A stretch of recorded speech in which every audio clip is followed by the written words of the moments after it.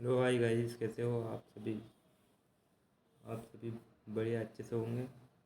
आज मैंने law study से ना बनाते हुए आज एक टेक्नोलॉजी से संबंधित एक वीडियो बनाया, जो कि ये भी एक समझने का वीडियो है।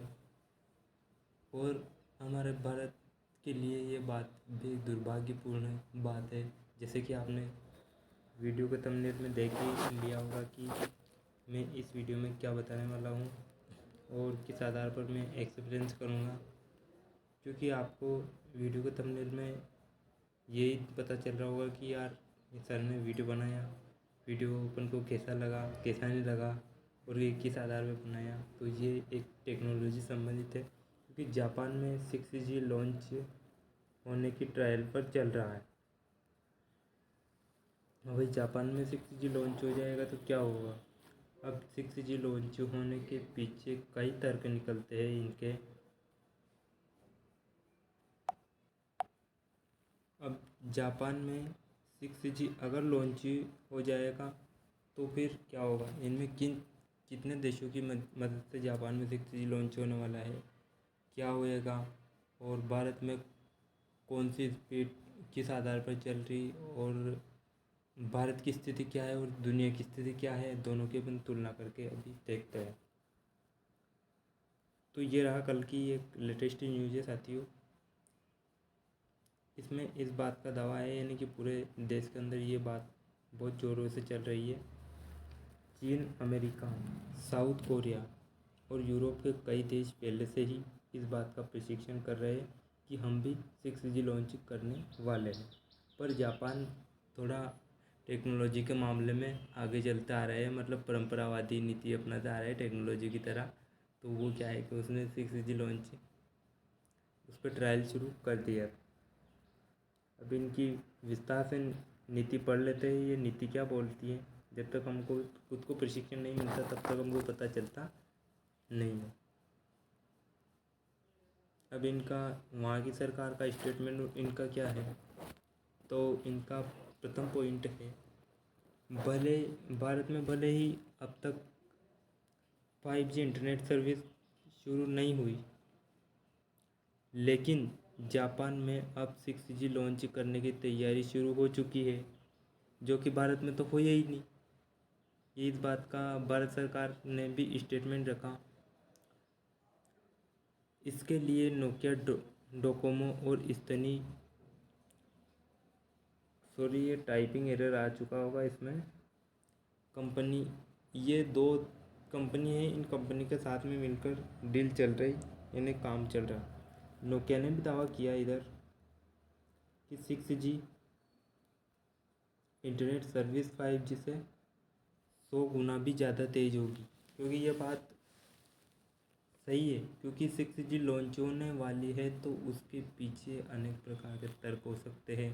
6G अनेक प्रकार की सुविधा उपलब्ध करवाएगी, हाई स्पीड नेट उपलब्ध करवाएगी और भी कुछ अन्य प्रकार की सुविधा उपलब्ध करवाएगी। ना जाने देश के अंदर अनेक कई प्रकार की चिकित्सा के क्षेत्र में, और हमारे सेलफोन चल रहा, ये फ़ोन में जो कि भारत के अंदर वैसे ही स्थिति खराब चल रही सभी का, यानी कि बहुत सारे का इंटरनेट सही रूप से चल नहीं पाता है। तो ये दावा कर रहे हैं कि 5G से 100 गुना भी ज़्यादा तेज़ होगी। अब जापान का क्या स्टेटमेंट है। जापान का स्टेटमेंट बोलता है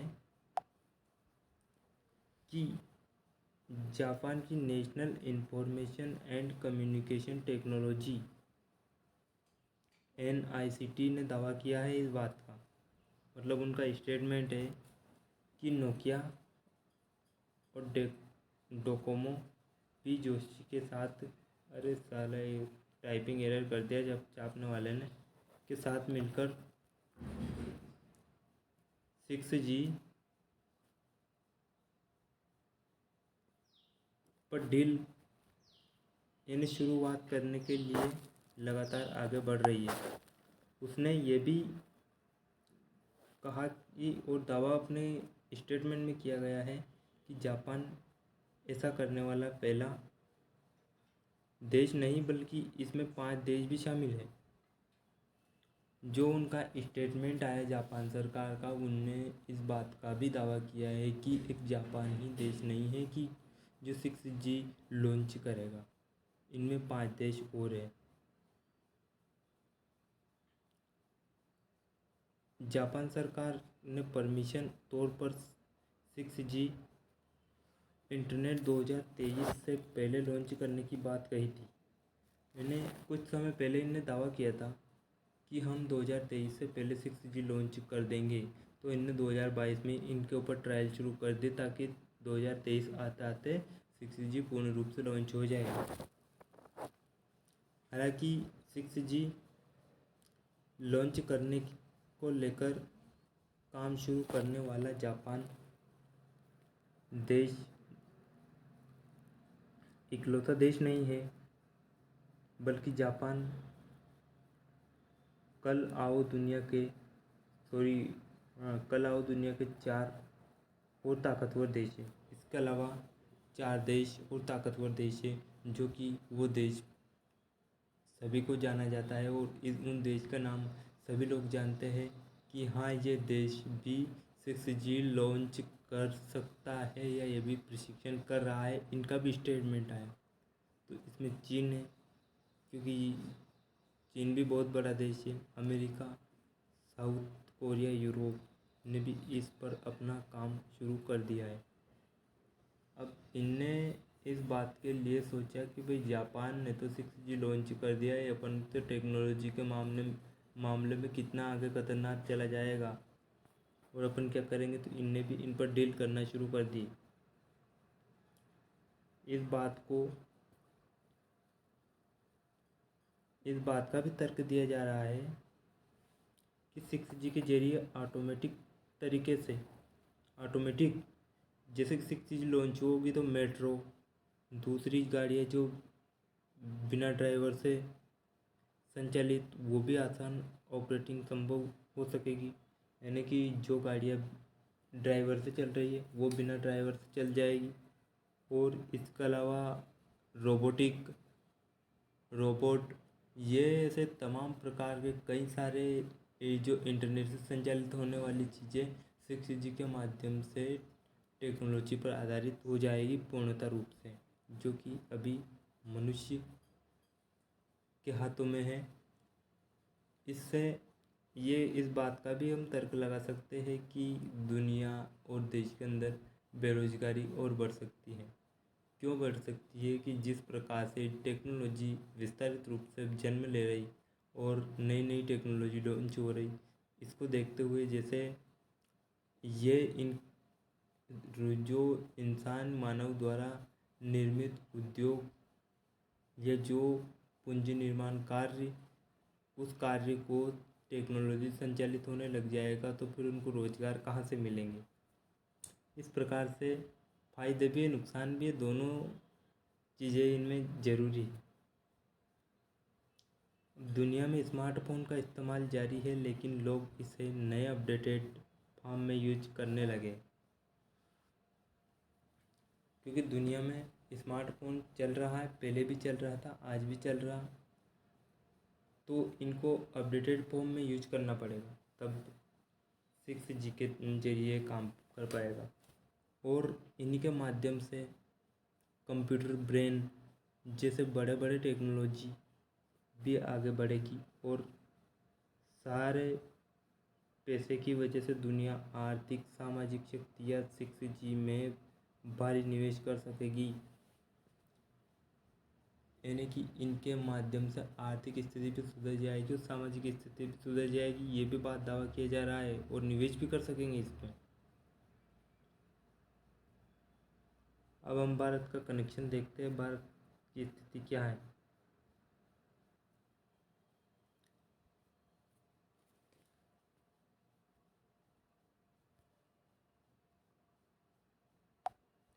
अब भारत में अगर हम भारत की बात की जाए तो भारत एक हमारा टेक्नोलॉजी के मामले में वैसे पिछड़ा हुआ देश है। देश है तो क्या इसकी स्थिति सुधारनी पड़ेगी, सवाल ये भी बनता है। अब सवाल हमारा ये बनता है कि हमारे देश में 6G इंटरनेट अभी दूर है, लेकिन या इसलिए इनको दूर है क्योंकि हमारे भारत में 5G इंटरनेट अभी शुरुआती चरण में चल रहा है, क्योंकि हमारे यहाँ 5G की शुरुआत चल रही है और उधर जापान ने 6G लॉन्च कर दी। तो हमको ये भी देखना पड़ेगा कि हमारा 5G का जो प्रोसेस है वो कंप्लीट हुआ या नहीं हुआ। उस स्थिति को देखते हुए फिर हम 6G के ऊपर विचार करेंगे। यानी विचारक तो बहुत सारे टेक्नोलॉजी विद्वान है, वो विचार कर रहे हैं। हमको भी इस बात पर सीखना चाहिए कि ये किस प्रकार से विचार कर रहे हैं। अगला पॉइंट हमारा है कि भारत में 5G सेवा की शुरुआत करने के लिए भारत में 3 बड़ी प्राइवेट कंपनियां, यानी भारत के अंदर अगर देखी जाए, ये तो विश्व की बात थी कि विश्व में 6G लॉन्च हो रही, पर लेकिन भारत की स्थिति क्या है। भारत में 3 कंपनियां हैं। इनमें प्रथम नाम आता है भारती एयरटेल, रिलायंस जियो, वोडाफोन आइडिया। इन मामले में लगातार आगे बढ़ने के लिए अपने काम संचालित रूप से कर रही है। हम आगे इस बात को भी देखते हैं कि भारत सरकार इस साल 15 अगस्त के मौके पर 5G नेटवर्क को पूरे भारत में लाइव देखना चाहती है, क्योंकि 15 अगस्त 2022 को भारत सरकार का ये दावा रहा है कि 5G को किसी भी रूप में हम लागू कराकर रहेंगे। और यहाँ भारत की टेलीकॉम अथॉरिटी ऑफ इंडिया कि जब एक कार्यक्रम में इस बात का दावा किया गया था कि सिल्वर जुबली मौके पर प्रधानमंत्री नरेंद्र मोदी जी ने, अब नरेंद्र मोदी जी का स्टेटमेंट ये रहा कि अगले 8 साल में 6G इंटरनेट सर्विस लॉन्च करने का दावा किया गया है।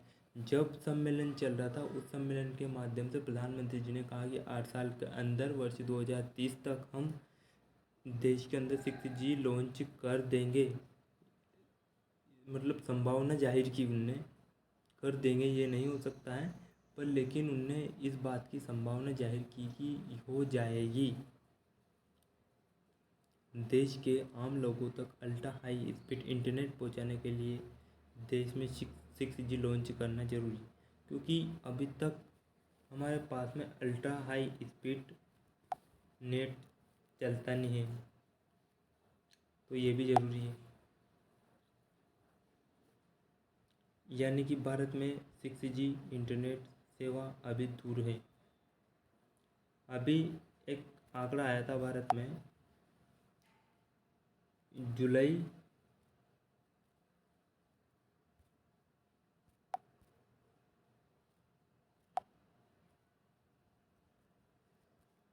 2021 में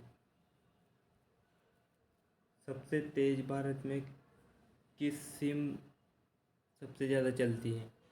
अब इसमें पहले नंबर पे आया था एयरटेल, दूसरे पे आया था VI जो कि वोडाफोन आइडिया दोनों मर्जी हो गई, तीसरे पे आया था जियो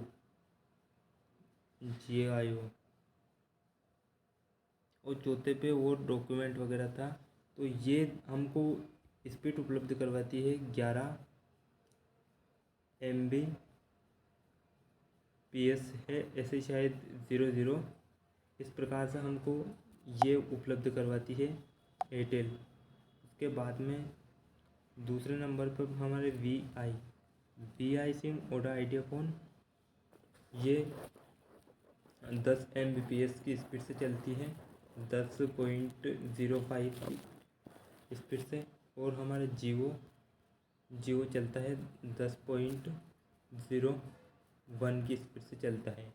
तो इस प्रकार से हमारे जुलाई 2021 का एक आंकड़ा डेटा